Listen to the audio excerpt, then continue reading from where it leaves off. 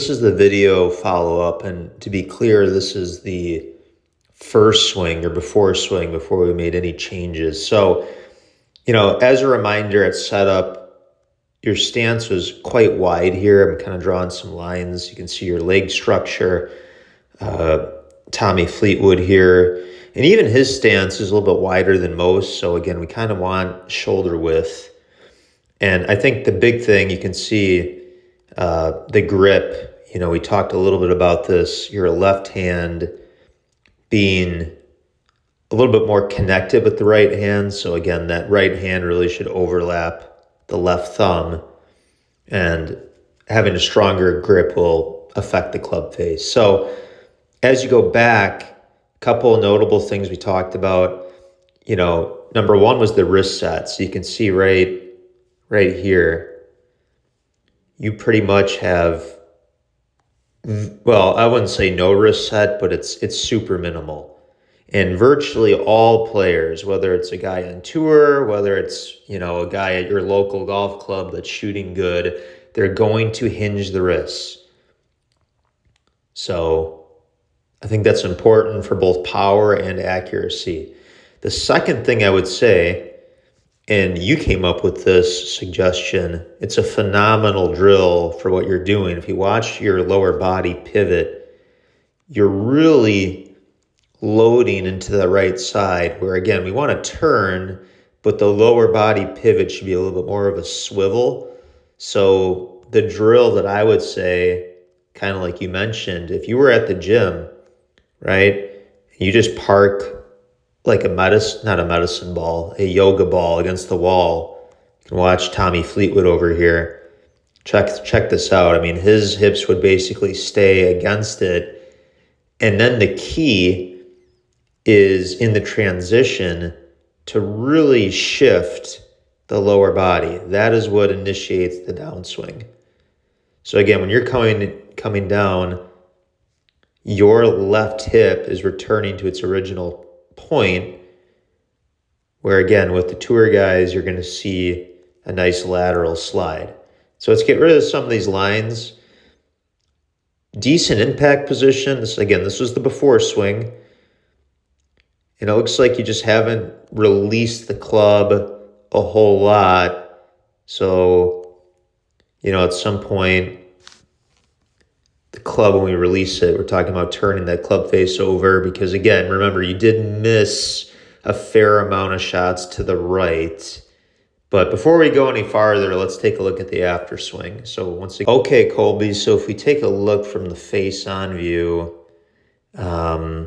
this is remarkable to me. Massive improvement at setup, right? Shoulder width apart.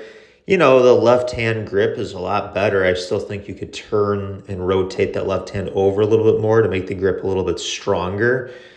But as you watch, as you go back, I mean, you're starting to do the classic position here of setting the wrists. I mean, this is phenomenal.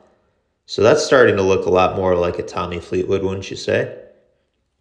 And again, as strong and as flexible as you are, he's turned his shoulders maybe 90 degrees. I mean, you're significantly beyond that. I mean, if you optimize your form, you're just going to be able to maul the ball and just crush it out there. So, a little more wrist set, but phenomenal improvement. And then once again, lower body, just a little bit of a slide or a sway off, which again, with some drills as you continue to work on that pivot, whether again, it's a yoga ball against the left hip in a wall, that will help improve your ball striking. And again, you come into impact with some forward club lean, which again, most people don't have this when they're starting out and they're new to golf, but you'll just kind of hold on to this angle. And I know a couple of these went off the toe, but it's, we kind of want to, again, release the club and turn it over a little bit more. But again, now remember, this was the before swing specifically from the down the line view. So again, you can see your posture from this view. You were kind of really sitting back in the heels. And then again, I would minimize the space in between your right well, both thighs in your hands, right? We want to close that gap. So what's happening here, and again, just so we have a setup comparison, here's Fleetwood. Again, notice the amount of space between the hands and his thighs, not nearly as much. Now, as you take the club back, you are lifting it, or you were lifting it above the plane. So you're not creating what we would call depth. Depth would be getting the club this way. So as you go up and you get to the top, this club is what we call laid off, or in other words, it's pointing into left field, as you can see, where again, we get rid of some of these lines so it's not too much, but we really want to be parallel, to the plane line at the top. That's sort of the idea. And then again, as you come down, got to give you credit. I mean, this is a good position here for the most part in terms of where the club is. It's on the right forearm or just underneath it. So that's just natural talent. You can see, better players are going to clear their hips a lot more and rotate that. Again, that's all the pivot that we talked about. So again, you watch, so the angle of the club coming in, I know you thinned it there, and a lot of that, again, is just the way that you're moving your body and the release pattern. But again, let's take a look at the aftermath from down the line. All right, so here we go after we worked on your swing from down the line, the aftermath. So right away, again, it's set up. To me, this position looks a lot better. Not nearly as much knee flex, right? We minimize the space between your thighs and the hands. So again, here's Fleetwood again. And whether it's Tommy Fleetwood or Max Homa or Justin Rose or Rory, you can just look at images of this. To me, this is an improvement for sure.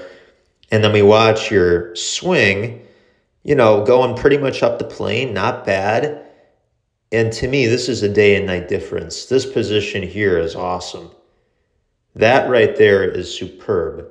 Pointing just inside of the golf ball at the top, totally fine. Remember before, if you were to rewind the tape, instead of here, your club was aimed maybe 30 degrees more flat. So we really want the goal here, make something complicated simple. We're really just trying to make a swing where this club is parallel to the plane, right? So that's, again, looking more like a pro position right there. And then coming down, still have that really nice approach where, again, it's the club's in the right forearm. Keep doing that. That's what we're looking for. Probably the biggest piece here. So the two biggest pieces remaining here, there's a lot of good, right? And part of this is just, practicing and hitting more golf balls. But I would say would be, again, the lower body, rotating and shifting more into that lead side once you work on the pivot. And then again, coming in, this ball, I think it went off the toe just a little, not much, but this is more of a club face issue. So there's your swing path, right? And then there's the club face. Your path is a lot better than the club face. So this was struck well, went to the right, you made good contact. And the good news is the club face is an easier item to fix than the swing path or shape, in my opinion. So very, very good job. You should be proud of that. I know, again, with minimal practice, this is a lot of info. So watch the video more than once.